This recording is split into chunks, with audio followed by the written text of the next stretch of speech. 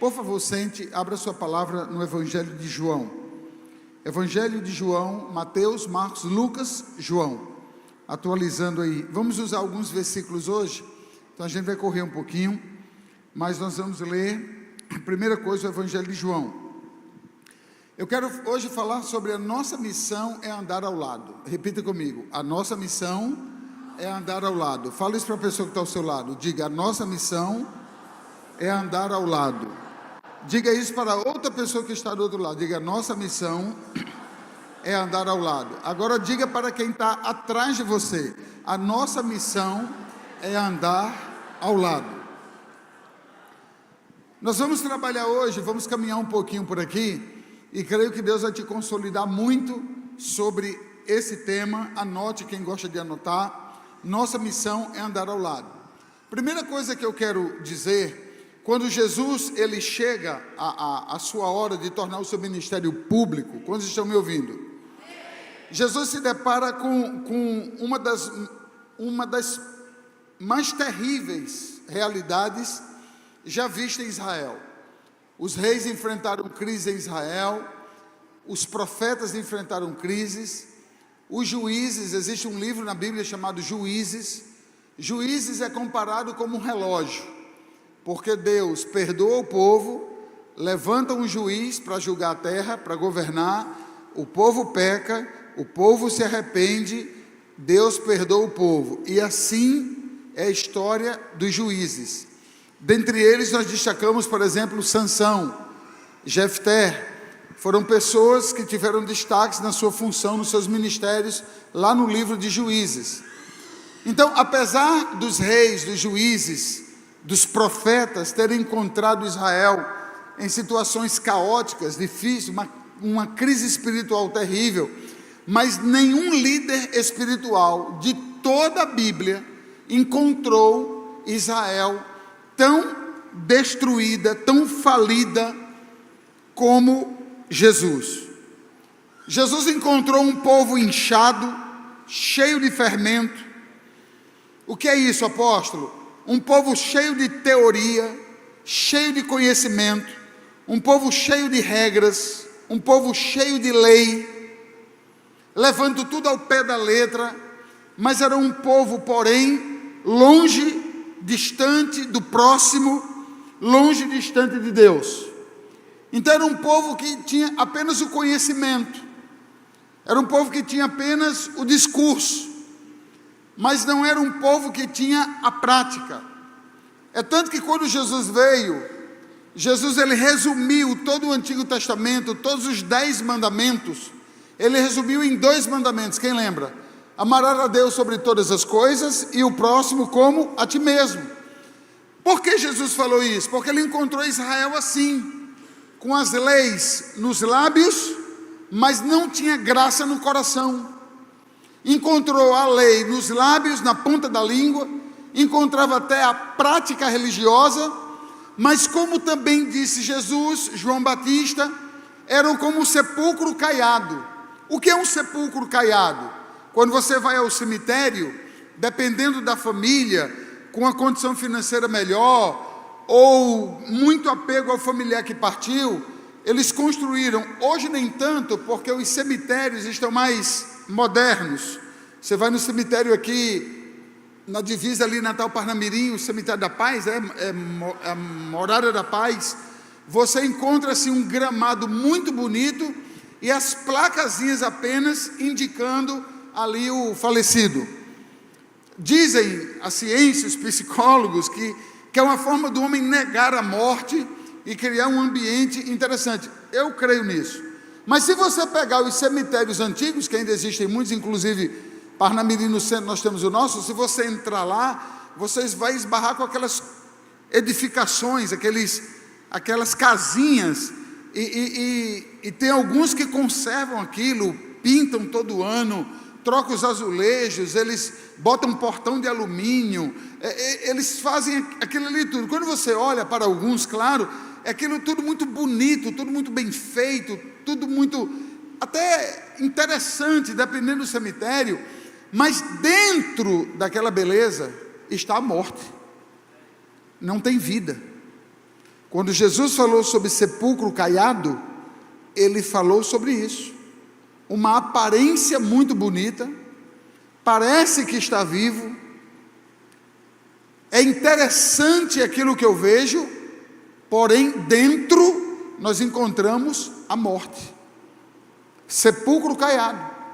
Então Jesus e os profetas dos seus dias, como João Batista, ele falou: muitos estão como sepulcros caiados, estão bem vestidos, estola sacerdotal, fazem os cultos, eles realizam a liturgia, eles até ensinam, mas eles não praticam. Se nós pensarmos em uma palavra também parecida, algo parecido ou na direção de sepulcro caiado, é a palavra hipocrisia. O que é um hipócrita? Você sabe me responder. Hipócrita é aquele que diz uma coisa e ele vive outra. Ele te cobra de algo que ele mesmo não faz. Dr. Russell Shedd, um dos grandes teólogos que passou por esse mundo, ele definiu o sepulcro caiado como sendo uma pessoa, e ele definiu sobre a hipocrisia como, é forte o que ele falou, mas é como um homem que o estereótipo dele, ou seja, o que você vê fora, você garante que é um homem de Deus, mas dentro dele é o diabo, dentro dele não tem parte com Deus. E aonde nós vamos descobrir isso? Nas atitudes, nas ações, no dia a dia, como é ele em casa, como é ele com a esposa, como é a esposa com o marido, como é ele com os pais, como é ele com os filhos, como também é ele com os funcionários, como é o funcionário com o patrão, como é o pastor com a igreja, como é a igreja com o pastor, como os relacionamentos, como eu enfrento o pecado. Quando eu estou na crise, o que é que surge em mim? Um homem de Deus que, sustentado pela graça, ou nós damos brechas para que o diabo faça aquilo que ele quiser por meio da nossa vida. Então Jesus encontra Israel assim, inchada. O que é inchada? É cheia do conhecimento, esborrotando no que se refere à letra, mas não tinha vida. E Jesus, amados, confrontou muito nos seus anos que ele ficou na terra. Eu já preguei há muito tempo atrás, pessoas que perguntam, os evangelhos, Mateus, Marcos, Lucas e João, você vai ver Jesus operando muitos milagres, mas você vai ver a quantidade de cegos que Jesus curou. Se fala muito do cego Bartimeu, mas existe um versículo, por exemplo, que afirma que Jesus passou um dia curando muitos enfermos. Então não se relata, não se tem a quantidade de pessoas que Jesus curou, de ressurreição, surdez, aleijados, coxos, cegos. Mas é interessante que se destaca muitos cegos que Jesus curou fisicamente. E quando Jesus aponta para essa cegueira física, na verdade Jesus estava querendo dizer assim: Israel se encontra dessa forma. Eles veem, mas não enxergam. Porque surdos, eles ouvem, mas não conseguem entender. Porque coxos, eles têm pernas, mas só sabem andar para a direção errada, ou eles não andam. Então toda a cura física que Jesus fez em Israel, quem está me entendendo? Toda a cura física que Jesus fez em Israel foi apontando para um problema espiritual. Existe de fato uma cegueira espiritual. A minha condição de visão física, eu estou vendo vocês, eu consigo definir aqui a roupa de cada um, eu falo das cores. Se você olhar para mim, você pode definir a cor da roupa que eu estou vestindo, você consegue ver o altar, você consegue ver detalhes de taças, mas não é essa visão que Jesus quer nos curar, é da visão espiritual. Você não consegue ver o mundo espiritual, você não consegue entender o mundo espiritual, e isso é um grave problema, porque na realidade, esse mundo físico que você agora está nele, o nosso tempo são 8h24, a cama que você dorme, a casa que você tem, o carro que você tem, a roupa que você veste, a comida que você come, tudo isso é o plano físico, vocês estão me entendendo? É o plano físico, a roupa que você veste. Mas o plano físico, ou o mundo físico, ele só existe porque o mundo espiritual existiu primeiro do que esse plano. E o mundo espiritual, ele é infinitamente muito mais importante do que esse plano aqui na Terra. Até porque esse mundo físico, tudo vai passar. Diga amém. Tudo vai passar. O que é bom vai passar, o que é ruim vai passar, quem eu amo vai passar, quem eu odeio vai passar, o meu ministério vai passar, a sua família vai passar, nada vai ficar nas nossas mãos, tudo é passageiro. Mas o que é mundo espiritual, ele já está programado para ser eterno. Então, por mais que tu viva 100 anos nessa vida, 100 anos, comparado à eternidade, não significa nada. Nós não temos nem como mensurar uma comparação da eternidade com 120 anos que possamos viver aqui. Não tem como comparar, não tem como, é diluído, é dissolvido. Se nós pegarmos 120 anos e jogar dentro da eternidade, não tem como. Por isso que Jesus, quando veio, ele sobe num lugar bem alto em Jerusalém. Se fala muito de montes, porque Jerusalém não é plano como Natal, não é plano como Parnamirim. É uma cidade de muitos montes, muitos altos e baixos e muitas ladeiras. E um desses montes, Jesus sobe e fala: Jerusalém, Jerusalém, quantas vezes? Eu quis que vocês entendessem. Assim como uma galinha junta os seus pintinhos debaixo de suas asas, eu passei 3 anos da minha vida querendo ser essa galinha e trazer vocês como pintinhos para debaixo das minhas asas. E ali Jesus chorou, porque Jesus estava vendo que Jerusalém, Israel, não estava vendo. Jesus estava vendo que eles não conseguiam ouvir, e Jesus estava vendo que eles não conseguiam entender. Jesus, quando veio, ele veio plenamente consciente de que aqui seria uma passagem, ele iria cumprir a sua missão e ele ia embora. E ele veio para oferecer essa eternidade. Nós pregamos isso no culto passado. Não turbe o vosso coração, João 14. O que é não turbe o vosso coração? Não se preocupe, porque eu vim, mas também eu vou agora, e eu vou preparar uma morada para todos nós, e eu vou voltar para levar vocês.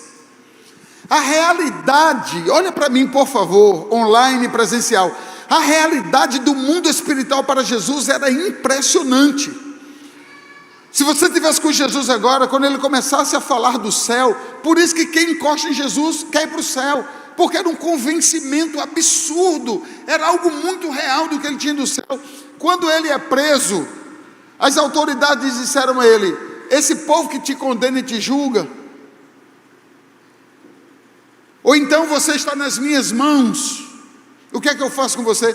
Jesus olhou para as autoridades da época e disse: vocês estão comigo porque essa é a vontade do Pai. Porque se eu quisesse agora, nesse exato momento, pedir que os anjos viessem em minha defesa, eles viriam. Então eu estou aqui não é porque você me prendeu, eu estou aqui porque a eternidade estabeleceu isso, e eu estou aqui para obedecer o que a eternidade já falou. Eu vou morrer, eu vou para a cruz, mas a eternidade vai me ressuscitar. Então Jesus não tinha, primeiro, apego nenhum às coisas desse mundo. Segundo, ele tinha uma consciência espiritual. Escute que esse caminhar ao lado vai te revelar isso, quem é você. Caminhar ao lado revela o que você precisa. Caminhar ao lado vai ensinar você o que você deve ser mais apegado ou menos apegado nessa vida. O pastor Gabriel, meu filho, falou agora: sentir de Deus, orar pelas pessoas que estão frias. Se tem um pastor nessa casa que foi movido pelo Espírito Santo, receba essa oração e faça alguma coisa, caso você esteja enquadrado nessa frieza espiritual, porque todos aqueles que estão frios espiritualmente, porque não está ligado na videira como deveria estar. Foi o que eu preguei também na mensagem passada, João capítulo 15. Jesus disse: se tu me amas, guarda as minhas palavras. Se você me ama, você deve me obedecer. Enquanto nós achamos que o amor é pelo que eu sinto, é pelo arrepio na pele. Não, o amor é pela obediência. E na medida que eu obedeço, eu prospero. O Diego, que está aqui na minha frente de boné, ele está substituindo alguns homens de férias em um determinado trabalho, e ele assumiu essa vaga. E domingo passado, ele pega um horário de 12 horas, ou é de 6 às 6 ou de 6 às 7, não é isso? De 7 às 7? De 7 às 7. E quando terminou o trabalho, por trás da Leroy, de 7 horas que terminou lá, ele correu para o culto. Você quer dizer que ele veio como? Disposto? Bem? Não. Debaixo de 12 horas de trabalho. Mas o princípio está entrando no coração do novo convertido. Tem entendido que amor não é o que eu sinto. O amor é a obediência. E uma das ordens que Deus deu à igreja é para congregar. É uma das ordens. E por isso que nós precisamos obedecer. Então nós somos muito levados a essa coisa do que eu sinto. Outra coisinha que tem na nossa boca, que é constantemente sai da nossa boca, que Satanás coloca na nossa boca. Deus me entende.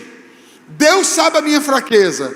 Deus te entende. Deus sabe a tua fraqueza, mas Deus não concorda com a tua fraqueza. Porque Jesus disse: vinde a mim como estás, e eu vos transformareis. Então cuidado para não confundir Jesus com essas ideologias do século presente. Você nasceu para ser imagem e semelhança de Deus, e Ele te construiu para isso. Então quando Jesus olha essa distância, sabe o que eles não conseguiram entender? O texto que agora que eu quero que você leia. Por isso que eu pedi para você abrir João capítulo 1, no caso o Evangelho de João. Vai para o capítulo 1, vai para o verso 14, joga aí no telão, lê com atenção. Eu vou ler aqui, mas eu quero que você leia, deixa essa palavra falar o teu coração. Olha aí o verso 14, o que é que ele está dizendo? E o verbo se fez carne. Quem era o verbo para começar? Verbos no grego é logos, é a palavra. Quem era a palavra? Jesus. Então olha que lindo, Jesus podemos substituir pela palavra verbo. Ali está escrito verbo? Ali está escrito verbo? Então vamos lá. E Jesus se fez carne e habitou entre nós, cheio de graça e de verdade, e vimos a sua glória, glória como do unigênito do Pai. Olha o tema, a nossa missão é andar ao lado. O que é que nós encontramos? O contrário do que nós vimos nesse mundo. Enquanto o homem, o ser humano, por ter um dinheiro a mais, uma posição a mais, uma fama a mais, ele quer ser muita coisa, ou ele quer ser um Deus, o Deus do céu, que é Deus, veio como homem.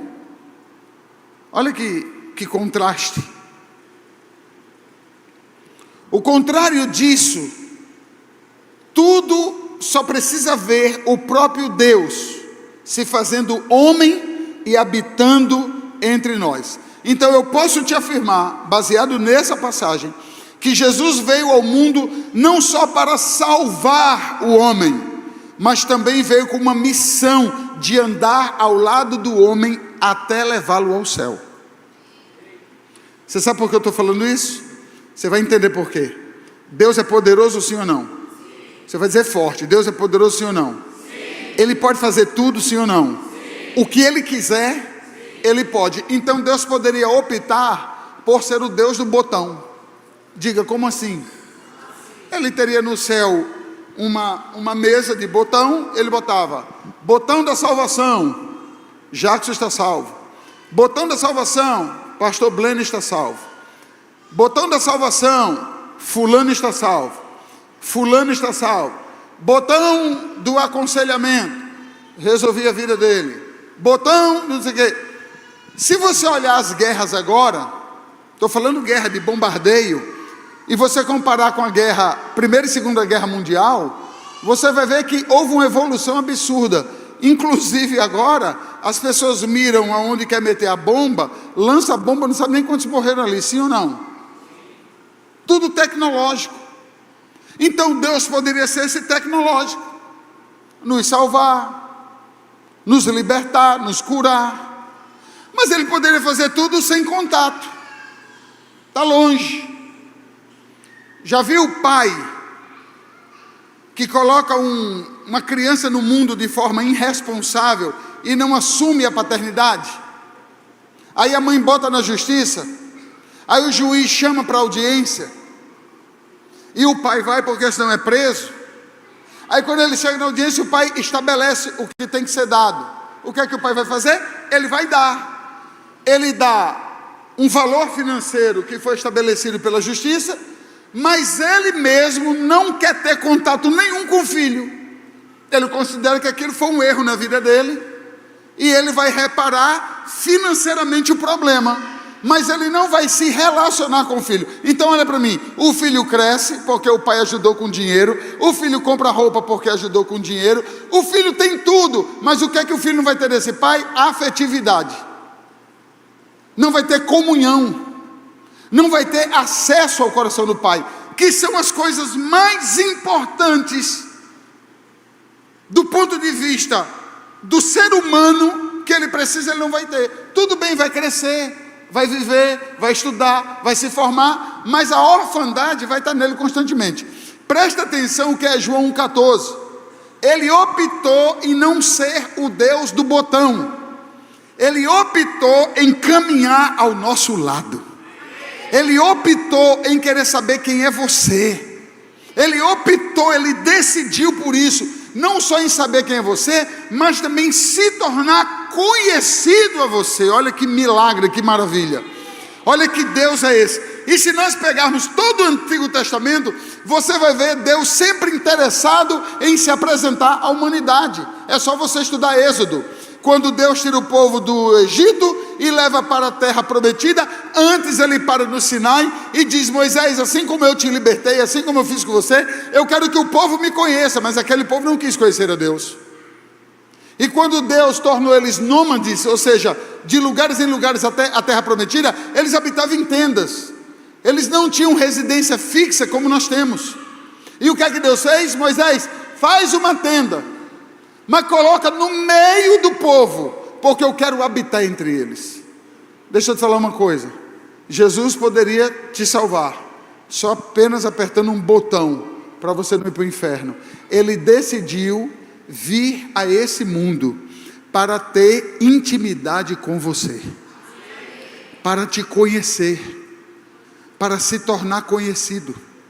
Ele veio a esse mundo para ser o teu consolador, ele veio a esse mundo para falar com você, ele veio a esse mundo para te ouvir. O grande problema nosso, irmãos, é porque nós temos a tendência de criar boas amizades nessa terra, mas só ficar com essas amizades. Nós temos a tendência de abrir nossos problemas para todo mundo. Amados, dentro desse caminhar ao lado, você tem que saber o que você compartilha, com quem você compartilha. Amados, o que eu já conheci de gente aqui dentro e fora daqui, que fica pegando os seus problemas e conta para um, que conta para outro, que conta para outro, que conta para outro, que conta para outro, e depois não quer que o povo saiba. Não tem como não saber. Você pegando os seus problemas, compartilhando com 10, 20, 30 pessoas. Não. A Bíblia diz o que devemos fazer, como devemos fazer, a quem procurar. Mas essa necessidade de estar falando dos meus problemas para todo mundo, isso é ausência de Deus na tua vida.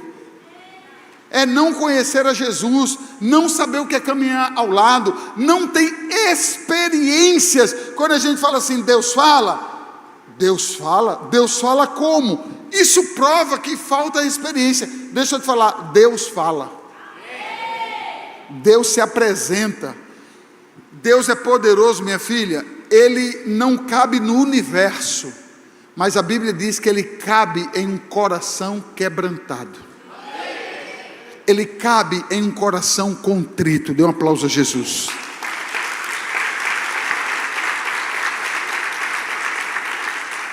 Por isso que João capítulo 15, verso 15, olha como esse caminhar ao lado é maravilhoso. Ele está dizendo em João 15:15 que ele não quer mais te chamar de servo, eu agora vos chamo de amigo. Por quê? Porque o servo não sabe o que o seu senhor vai fazer, mas o amigo sabe.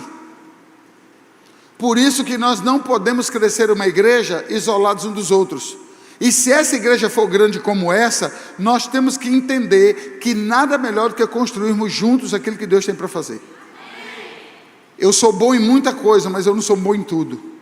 Você é bom em muita coisa, mas você não é bom em tudo. E aquilo que eu não tenho está em você.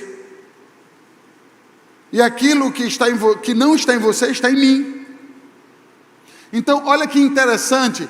Já não vos chamo servos, porque o servo não sabe o que faz o seu senhor. Blene, você trabalha na KR. Quando você chega de manhã, você já sabe tudo que vai acontecer lá durante o dia? Você pode ter uma escala de serviço, mas o chefe seu não pode mudar? Pode mudar, e você não vai ter que fazer? Pode, olha, você ia para Rocas, agora você não vai, você vai para Ponta Negra. Não, mas aqui está dizendo que é Rocas. Não, mas eu quero que você vá para Ponta Negra. Então ele, como funcionário, ele tem que fazer o quê? Obedecer. Jesus está dizendo isso. Esse tipo de relacionamento, Jesus não queria. Vá, venha, faça, fique, deite, levante. Não é isso que Jesus queria. Jesus queria nos envolver nesse projeto do reino. E olha aqui para mim. Você sabe o que é maravilhoso? O envolvimento. O envolvimento, você vai conhecer alguém, alguém vai ser conhecido. O que isso implica? Sabe o que implica? A gente gera amizades profundas. Aí sabe o que a gente acaba dentro da igreja? Você quer acabar com a religiosidade dentro da igreja? Diga, eu quero. É quando alguém do teu lado fraquejar, cair no pecado, fazer o que não deve, o que é que a igreja vai fazer? Acolher. O que é que o próximo vai fazer? Caiu? Cara, caí. Poderia ser comigo. Mas você vai ficar do meu lado? É agora que eu tenho que estar do teu lado. Amados, olhe nos meus olhos azuis aqui, que eu estou de lente castanha. Presta atenção. Eu não me escandalizo com nada nessa vida, com nada. Eu não me escandalizo com nenhum tipo de problema. Você não tem noção das confissões que eu já ouvi de pessoas. Eu não tenho problema com pecador. Ele está cumprindo a sua missão de vida de ser pecador. Mas eu vim aqui não é para condenar o pecador, eu vim aqui para ser como Jesus. A igreja tem que ser como Jesus. Nós temos que nos aproximar para acolher, porque quem peca tem vergonha, sim ou não? Depois que peca vem o medo, sim ou não? Depois que peca vem a desistência, sim ou não? E quando você está num ambiente de julgadores, o que é que você vai fazer? Você não vem. Você não vem. Adão pecou e se escondeu. Todo mundo que se rebela se esconde. O Éden foi feito para Adão. Quando Adão pecou, Deus entrou no Éden e ele foi procurar Adão. Adão estava escondido e com vergonha. E Deus disse, por que vergonha? Por que você está escondido? A nossa missão é andar ao lado. Andar ao lado para o que der e vier. O que dá para você, vai dar para mim. Eu não vou te amar por causa da tua perfeição, não devo te amar por causa do teu dinheiro, não devo te amar porque você serve na igreja. Eu amo você porque Deus decidiu te amar. E se você quiser, eu caminho com você por toda a vida, crendo que vai chegar uma hora que Deus vai abrir a tua mente, vai abrir a tua visão, vai abrir a tua audição, e você vai ter o entendimento disso tudo que está sendo falado. Eu não vos chamo de amigo, eu não vos chamo de servos, porque o servo não sabe o que faz o seu senhor, mas tenho-vos chamado de amigos, porque tudo quanto ouvi de meu Pai, vos tenho dado a conhecer. Isso aqui é um verdadeiro amigo. Quem recebe alguma coisa boa, quer passar para alguém a mesma experiência. Por isso que o encontro com Deus, você precisa ir. Porque o que eu passei, a experiência que eu tive no encontro com Deus, um final de semana, Deus se revelou na minha frente assim de forma como nunca se revelou. E a minha vida foi completamente transformada. Se dê uma chance. Talvez você já investiu em namoro, em vícios, em drogas. Você já fez tanto investimento na sua vida, em pessoas erradas, em amizades ruins. Deu em quê? Em nada, só em tragédia. E você não oferece a confiança do seu coração em Deus? Amores errados. Agora vai não foi de novo. Amores errados.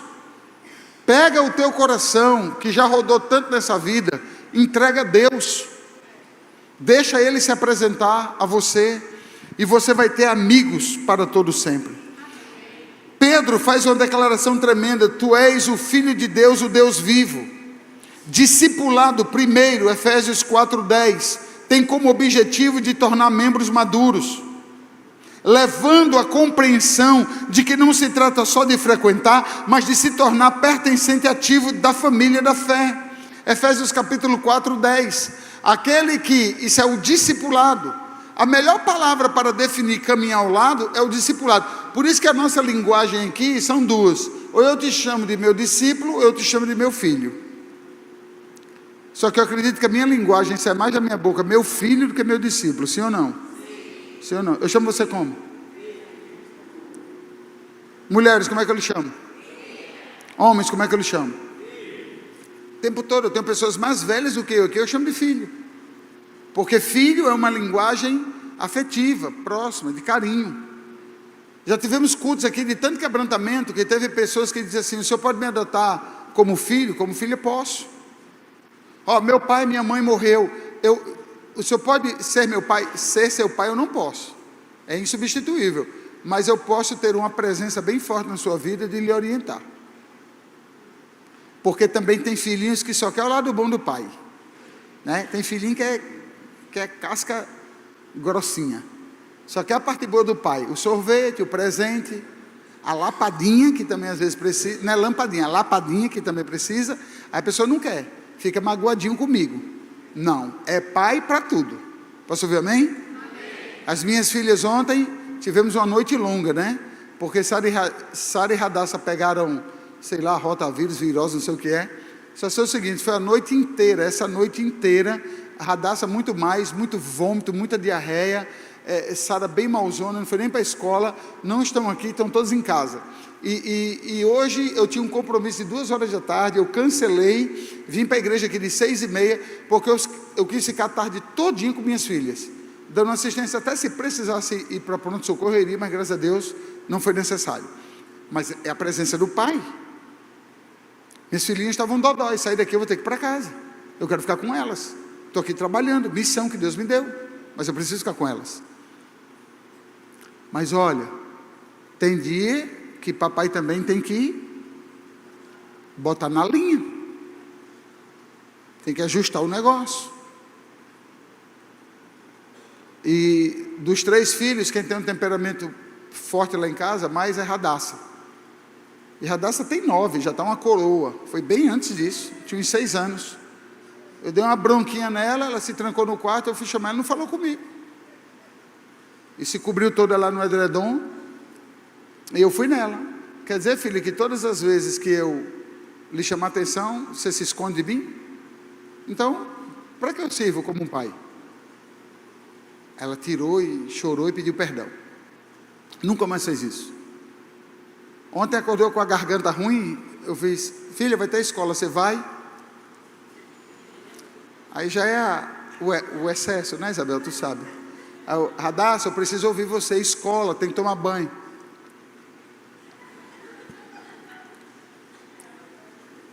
Não, tá bom, porque eu queria saber, porque depois eu ia no Midway, e tem uma cadeira de uma boneca que você queria, então, mas quando você voltar a falar, aí a gente conversa. Não, pai, dá para ir,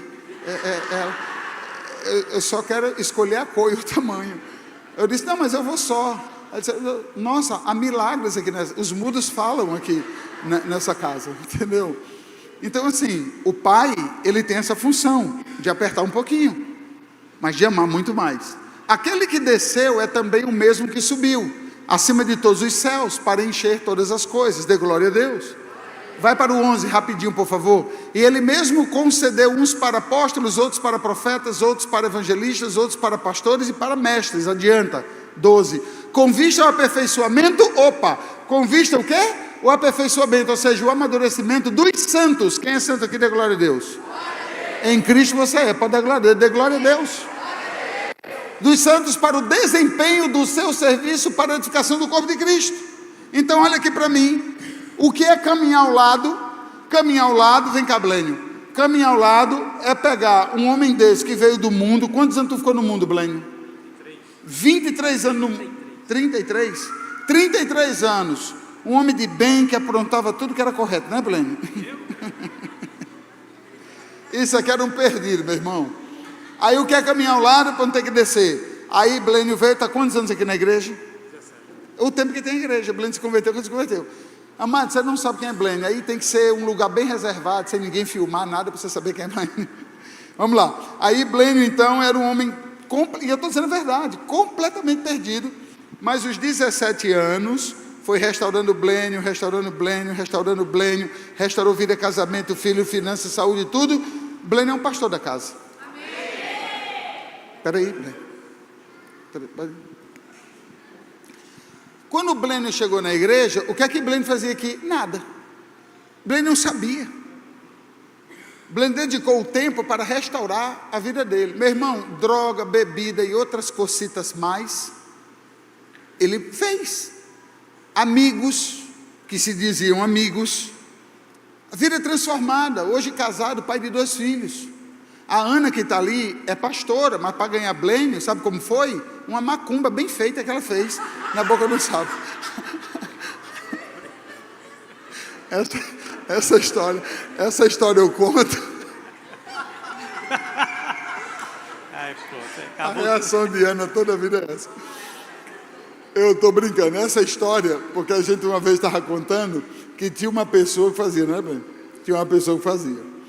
E essa pessoa era bem perto de Ana, mas Ana não fez. Ana, foi Deus que deu Blênio. Aí Blênio chegou na igreja, sabe como? O bigodão, sem barba, o cabelo grandão, tipo de Chitãozinho Chororó, antigamente. Revólver na cintura. Ele veio por culto assim, aquele bem mexicano mesmo, pistoleiro, entendeu? Da Colômbia, aquele muchacho. Pronto, fumava, né, Blênio? Fumava, não, ele era assim. Pagodeiro, toca até hoje um pagode que não tem igual. Pronto. Foi esta bênção que Jesus me deu. Você entendeu porque eu tenho menos cabelo? Depois de 17 anos? Mas olha para mim. O que é que Efésios está dizendo? Que coloca pessoas ao lado para que a pessoa cresça.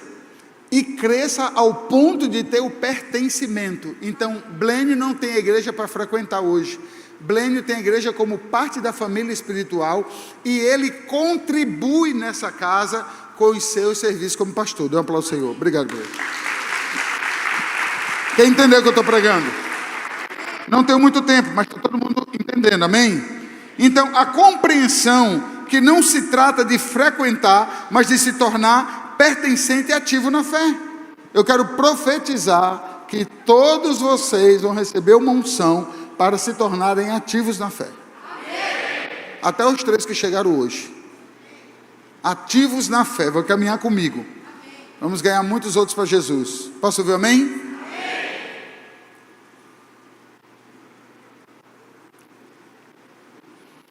A melhor coisa que tem é quando você participa diretamente do ambiente que você está. Quem gosta aqui de forrar uma cama e quem veio depois desforrou o que você forrou? Quem gosta? Quem gosta aqui de lavar uma louça, volta meia hora depois, a louça está pior do que você deixou? Quem gosta aqui de fazer os serviços de usar banheiro, você limpou o banheiro, quem usou não limpou como você, não pensou no outro? Sim ou não? Quem é que gosta disso?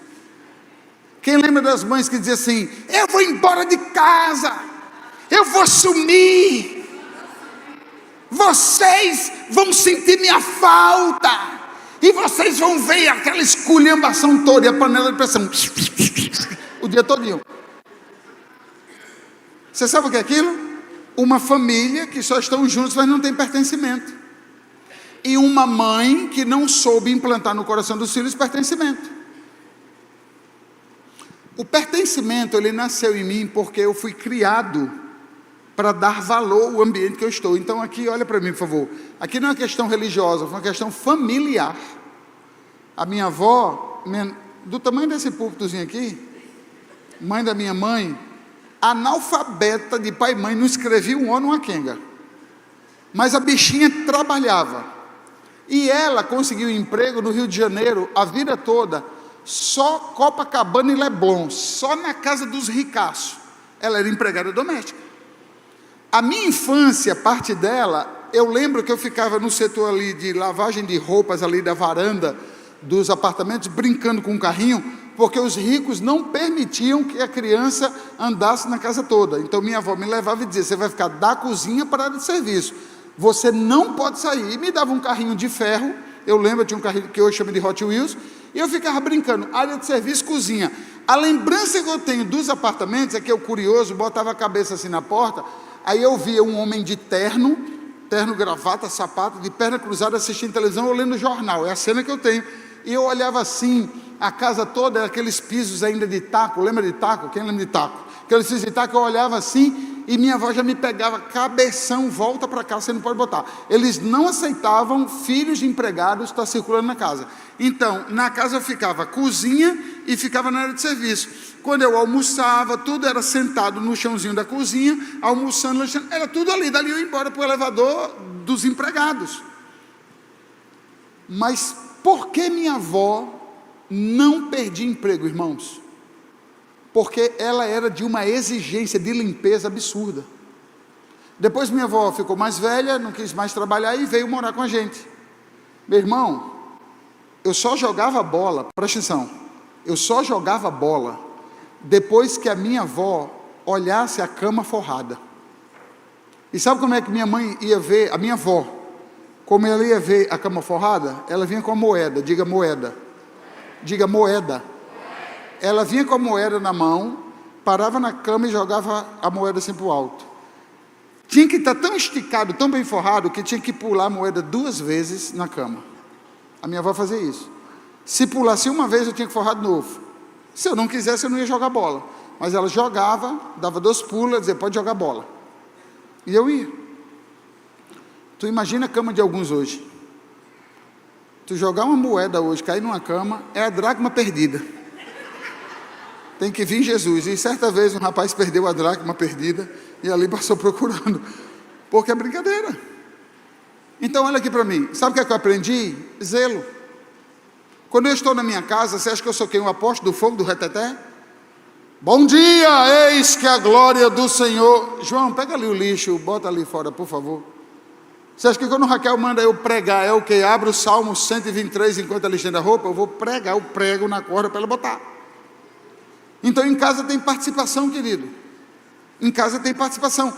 A igreja do caminho tem participação. Você veio aqui, você está sendo treinado, empoderado, você está caminhando ao lado, para você se tornar um grande homem de Deus ou uma grande mulher de Deus. E a igreja serve, é bom servir. Isabel, cadê tua discípula? Do teu GC. Fica de pé, minha filha.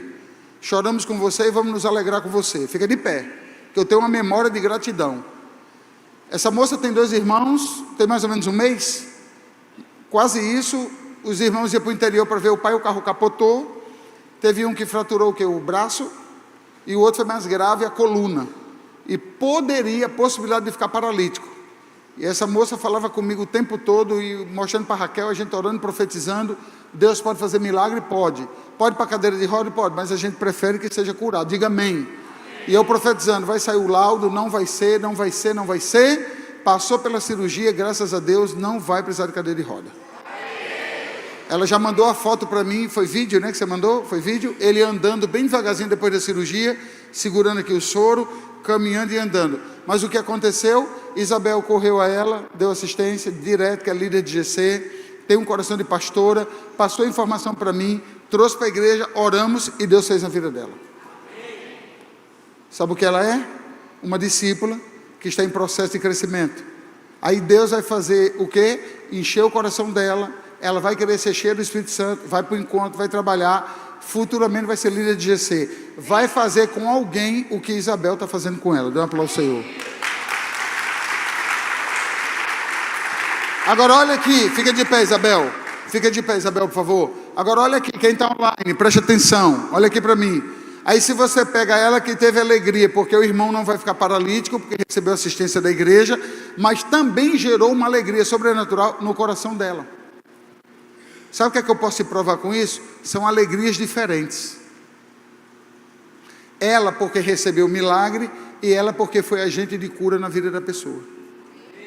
Sabe o que é que eu posso lhe garantir aqui? O que diz a Bíblia: melhor dar do que receber. Aí você vai sair do seu lugar e vai dar um abraço em Isabel. Isabel, deixa ela vir, porque o grato vem.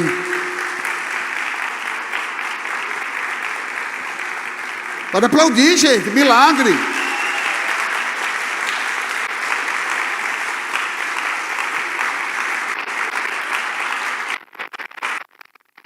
Amém, Isabel? Obrigado. Eu estou muito feliz hoje por 2 motivos. Primeiro, aqueles 3 ali, que eu treino com eles na semana toda, os convidei e consegui trazer. Tem um aí que é de Bahia Formosa. Eu digo que se você não vier hoje, o tubarão vai lhe pegar lá em Bahia Formosa. Nem tem tubarão, né? Mas ele veio. Pronto, tá aí. E outro motivo que eu fiquei feliz foi esse rapaz aqui. Ele estava de férias. As férias acabou. Eu fiz, venha. Você sabe quantos discípulos tem essa igreja? Eu tenho um relatório. Nós estamos indo para 600 discípulos. Mas eu senti a sua falta. E aí, meu irmão? É forte ou não é forte? Senti a sua falta. Então, é importante isso. Nós entendermos que o discipulado traz a pessoa para perto. Diga comigo, amadurecimento. Por último, o louvor já pode vir. Caminhar ao lado tem a ver com formação de caráter. Diga, caminhar ao lado. O louvor pode vir, tem a ver com formação de caráter. Um caráter pode ser restaurado. Diga, eu recebo. Diga, eu recebo. Um caráter pode ser restaurado. Muitos vêm para o reino com deformidades, como eu contei agora do pastor Blênio. Você sabe por que eu gosto de usar esses exemplos? Porque eu posso ter pessoas aqui nesse salão, online. Essa palavra é muito boa, mas eu não tenho mais jeito. Quem foi que diz que você não tem jeito? Você tem jeito em Cristo Jesus.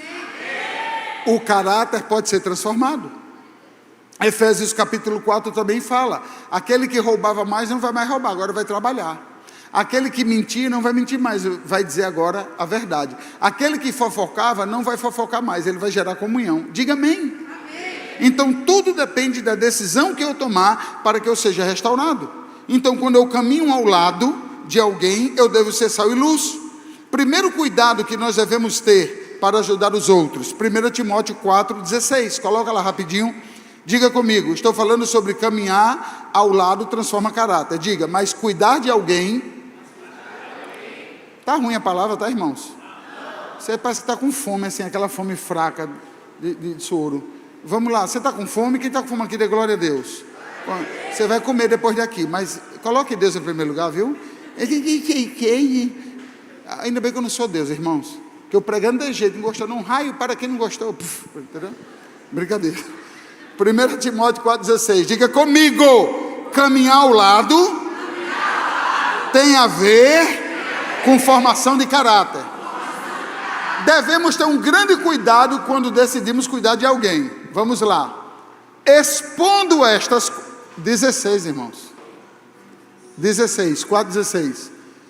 Tem cuidado de ti mesmo e da doutrina. Isso aqui sabe para quem? É para quem gosta de julgar. Caminha ao lado da pessoa só para ver defeito. Ei, deixa eu dizer, o teu pecado me fez mal. Chega de vontade de vomitar. Deixa de ser nojento, asqueroso. Tem coisa melhor que um pecador? Amados, um pecador que é 1000 religiosos. Porque o religioso, ele tem resposta para tudo, sim ou não? Sim. Você é pecador, papi? Olha, é bom. Eu gosto de pecador. Jesus gostou. Porque o pecador, ele é fácil endireitar. Ele dá um trabalho. Mas quando endireita. Porque pau que nasce torto, não vai permanecer torto. E menina que requebra, vem para a igreja. Certo? Tem cuidado de ti mesmo e da doutrina. Ou seja, quer cuidar de alguém? Se meta com sua vida primeiro. E não vá cobrar a santidade dos outros aquilo que você não faz. Está ouvindo, irmão? Continua nestes deveres, porque fazendo assim, salvará tanto a ti mesmo, como os teus ouvintes. Sabe o que aqui Paulo está dizendo? Eu posso salvar um monte de gente, entra no céu e eu fico no inferno. E outra coisa, irmão, isso aqui é sério. Porque é comum, eu anotei aqui, quando as pessoas vêm para a igreja, vêm para a fé, é muito comum que as pessoas venham acreditando que aqui tem homem de Deus, tem mulher de Deus, e de repente você está santarrão na igreja, e lá fora pegam você fazendo o que não deve. Chama-se de escândalo. Aí Jesus diz: ai daqueles que fizerem os meus pequeninos cair. Então, primeiro, formação de caráter tem jeito, mas quando formos cuidar, cuidado com a sua vida primeiro. Filipenses 1, do 9 ao 11, nada é de uma hora para outra, tudo leva tempo. Filipenses 1, 9, olha o que ele diz: e também faço esta oração, que o vosso amor aumente. Está aqui, ó, você vai amadurecer, o seu amor vai aumentar. O seu amor vai aumentar. E o meu amor vai aumentar, porque você não está levantando a mão, aí eu já gero um negócio em mim. Então, seu amor vai aumentar, o seu amor vai aumentar. Diga: eu recebo. Obrigado, Senhor. Seu amor vai aumentar. Então você vai amadurecer nessa jornada. Mas olha que interessante, mais e mais, em pleno conhecimento e toda percepção. Eu quero parabenizar os alunos da escola de discípulos, os alunos da escola teológica e os alunos da escola pastoral. Eu percebo quanto a igreja está crescendo depois que nós colocamos essas escolas. Eu aplauso a Deus por esses alunos, que vamos permanecer até o fim. Se você não está na escola pastoral, a escola de discípulos, procure a pastora Poliana, que ela estava aqui. Ela foi lá, que ela está com o filho. Então você procura a pastora, você cresce. Olha o 10. Para aprovardes as coisas excelentes e serdes sinceros e inculpáveis para o dia de Cristo. O 11. Cheios do fruto de justiça, diga amém. O qual é mediante Jesus Cristo, para a glória e louvor do nosso Deus. O que é que Paulo está dizendo em Filipenses? Temos que ter calma. O crescimento, ele é processual. Quem chega na igreja agora que vem do mundão, de vez em quando ele pode soltar um palavrão, sim ou não? Sim ou não? Filho da Xuxa, o que foi que eu fiz? Aí o religioso, pecador. Calma, ele chegou agora. Chegou agora. Eu tive um discípulo há muito tempo atrás em Manaus, que ele cometeu um roubo. Ele furtou uma moto. E ele chegou na igreja: apóstolo, unja minha moto. Eu não sabia que era roubo. E na hora que eu peguei ele, que eu fui ungir, eu fiz: apóstolo, unge minha moto, porque foi um livramento que Deus me deu. E na minha cabeça, fruto do trabalho. Aí quando eu fui ungir, eu fiz: livramento de quê? Não, porque assim, na hora que eu roubei a moto, aí 3 policiais apareceram na minha frente, mas eu, bem frio, calculista, disse: passaram por ali 3 rapazes que roubou a moto. Policial: obrigado. Aí eu tive um livramento de Deus, mas essa moto vai ser muito útil para o reino. Eu agora vou poder chegar mais cedo. Eu olhei para a cara dele e fiquei: condenado do inferno, tu ia me pedir para ungir um roubo? Você está ficando doido? Mas apóstolo, foi a forma mais rápida de resolver o que eu quero na minha vida. Eu vou lhe levar para a cadeia. Ali ele devolveu a moto, sei lá o que é que ele fez. Mas olha para mim, queridos, novos convertidos, recém-chegados na igreja, tem que ter cuidado. Nós temos que ter calma. Eu posso ouvir um glória a Deus? Temos que ter calma, temos que ter cuidado. E por último, Cristo não só veio para estar ao nosso lado, mas veio para habitar em nós. Colossenses capítulo 3, verso do 1 ao 4. Acompanhe a leitura comigo. Olha que lindo, Cristo não veio só estar ao seu lado, Ele veio habitar em você. Olha que lindo. Portanto, Se fostes ressuscitados juntamente com Cristo, buscai as coisas lá do alto, onde Cristo vive, assentado à direita de Deus. Pensai nas coisas lá do alto, não nas que estão aqui da terra, porque morrestes, e a vossa vida está oculta juntamente com Cristo em Deus. Quando Cristo, que é a nossa vida, se manifestar, ou seja, Ele voltar, vós também sereis manifestos com Ele em glória. Fazei, pois, morrer a vossa natureza terrena, prostituição, impureza, paixão lascívia, desejo maligno, e a vossa avareza, que é idolatria. Então, eu termino a palavra dizendo que caminhar ao lado é pegar Cristo e colocar no centro do coração das pessoas. Quando Cristo for colocado no centro do coração do ser humano, sabe o que vai acontecer? Ele se torna uma nova criatura. Sabe o que vai acontecer? As coisas velhas que ele praticava, ele não quer mais praticar. Ele agora vai praticar o que se trata dos frutos do Espírito Santo. Que o Senhor te abençoe essa noite, que o Senhor te faça crescer, que o Senhor te faça prosperar, que você caminhe ao lado. E eu quero declarar sobre a sua vida que você vai ser como Santo Agostinho. Eu quero declarar que você vai ser como Santo Agostinho. Santo Agostinho, muito tempo atrás, era um filósofo, teólogo, que defendeu muito as coisas da igreja. Mas antes, quando ele estava no mundo, ele era totalmente prostituído. E contam, certa vez, Santo Agostinho, andando em uma calçada, uma prostituta que frequentava os bordéis com Santo Agostinho, encontrou ele na rua e gritou: Agostinho, Agostinho, nossa, faz tempo que eu não te vi, eu quero falar com você. E Santo Agostinho olhou aquilo, foi para o outro lado da calçada, aí a prostituta foi para o outro lado da calçada, ele atravessou a rua, foi para o outro lado da calçada, a prostituta foi de novo, chegou uma hora que não deu, e eles se encontraram. Ela disse: por que você foge de mim? Ele disse: eu não fujo de você, porque eu não lhe conheço mais, porque eu não sou mais o homem que um dia você conheceu. Hoje eu sou um outro homem. E ele se dedicou tanto a Deus que recebeu esse apelido, Santo Agostinho. As coisas da sua vida que ficaram para trás, deixe. Você é nova criatura. Aquele que nasceu de novo não sente nem saudade das coisas que ficaram para trás. Eu uso como exemplo esses milionários que entraram num barquinho fechado, que foram escavacar o Titanic e ficaram lá com Leonardo DiCaprio, lá no fundo do mar. Sabe por quê, irmãos? Mexer com coisa do passado, você pode se comprometer, porque a sua natureza foi resgatada pelo sangue de Jesus. Dê um forte aplauso a ele. Vamos ficar de pé e vamos louvar o Senhor. Vamos celebrar Ele, que é digno de toda honra, Ele é digno de toda glória, Ele é digno de todo louvor, Ele é digno de toda majestade, para todo sempre. Eu quero que você adore.